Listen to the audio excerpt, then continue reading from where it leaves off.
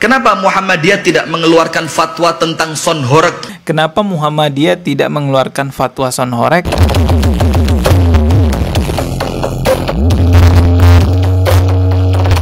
Aceh ini satu contoh saja.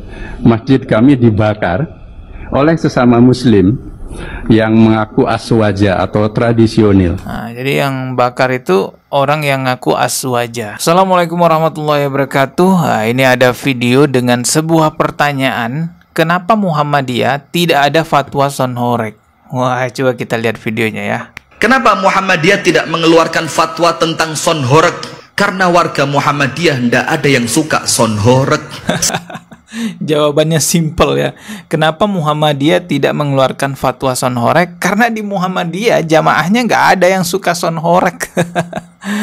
Oke. Kenapa Muhammadiyah tidak mengeluarkan fatwa tentang sonhorek? Karena warga Muhammadiyah tidak ada yang suka sonhorek. Sebagian oknum yang melakukan itu dari tetangga sebelah, maka mereka bertanggung jawab untuk menyelamatkan warganya, maka mengeluarkan fatwa haram. Maka ketika yang lain sibuk dengan retorika perdebatan, Muhammadiyah muncul dengan aksi nyata. Kami senantiasa menyemangati guru-guru di innal insana lafi khusr. Kita semuanya bakal rugi. Maka saya punya satu moto, nazra' huna nahsud hunaka. Di sini kita menanam, panennya di kuburan sebelah barat sana.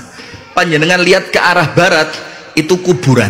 Apalagi nanti kalau sampai kami dikubur di situ, maka insya Allah sekolahan ini ketok dari apa yang kami lihat di kuburan tadi, yang insya Allah akan menjadi kebanggaan kita dunia sampai kelak kita dibangkitkan oleh Allah di yaumil qiyamah. Ya, itu tadi jawaban ya dari sebuah pertanyaan kenapa Muhammadiyah tidak ada fatwa sonhorek. Ya karena memang di Muhammadiyah tidak ada jamaahnya yang suka sonhorek. Makanya di Muhammadiyah itu nggak ada ribut-ribut masalah sonhorek. Termasuk juga di Muhammadiyah nggak ada ribut-ribut masalah nasab. Karena nggak ada habib-habiban di Muhammadiyah. Di Muhammadiyah juga nggak ada oknum gus-gus ngawur ya, karena memang di Muhammadiyah nggak ada gus-gusan di sana. Anda anak kiai ataupun bukan anak kiai, yang penting Anda berilmu agama yang tinggi, Anda seorang alim maka akan dihormati. Beda hal di tempat lainnya ya, Anda walaupun tidak berilmu bahkan agak miring sedikit gitu ya, karena anaknya seorang kiai, ya tetap dihormati, dianggap sebagai ulama, dibukakan pentas ceramah yang pada akhirnya isi ceramahnya ngawur. Ya namanya orang nggak berilmu dikasih pentas ceramah. Lu napa mawon jenengan nyembah? Napa mawon niki tetep rujuke teng Gusti Allah kok. Mergo Gusti Allah sing gawe apa wae tur sapa wae.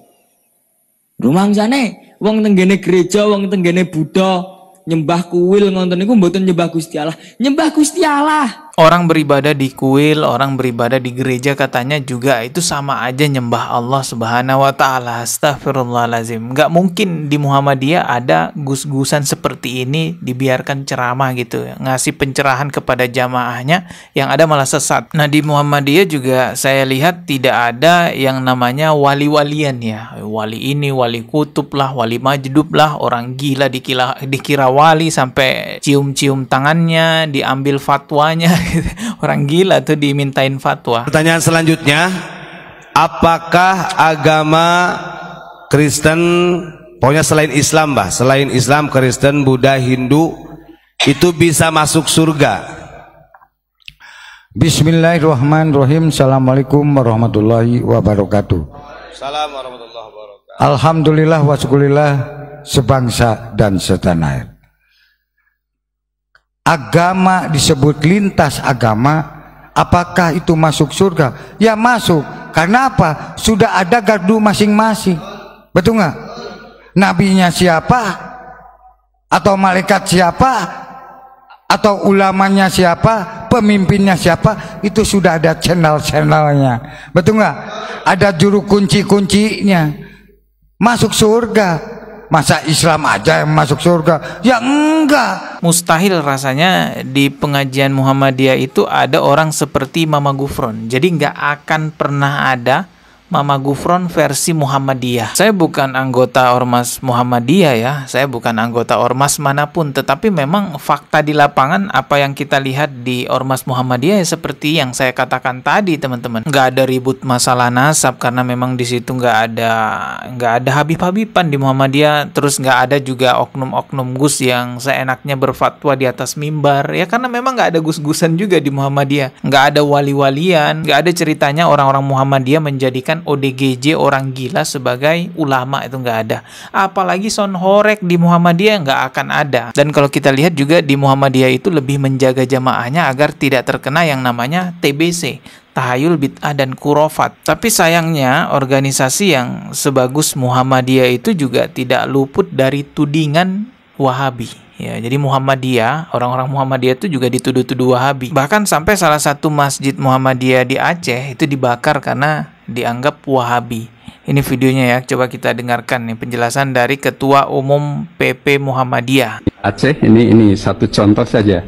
Masjid kami dibakar oleh sesama Muslim yang mengaku aswaja atau tradisional. Nah, jadi yang bakar itu orang yang ngaku aswaja.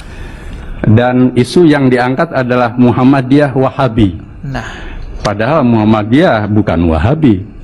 Tetapi kami juga berpandangan Wahabi di Indonesia itu kan tidak merusak. Jadi kalau memang Wahabi itu bertentangan dengan hukum dan keagamaan, baru itu menjadi tindakan hukum. Perbedaan paham biasa. Tetapi kami paham juga bahwa tindakan-tindakan kekerasan itu dilakukan oleh kelompok sosial yang masih belum akil balik, kira-kira itu. Nah, disitulah yang dewasa harus paham.